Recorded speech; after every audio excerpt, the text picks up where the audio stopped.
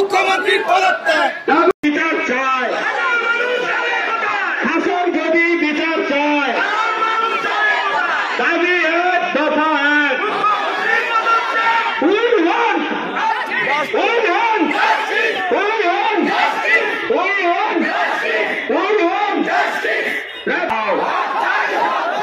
মুখ্যমন্ত্রী অসত্য মহিলা চিকিৎসককে ধর্ষিত হতে অনেকে জবাব চাই, জবাব চাই।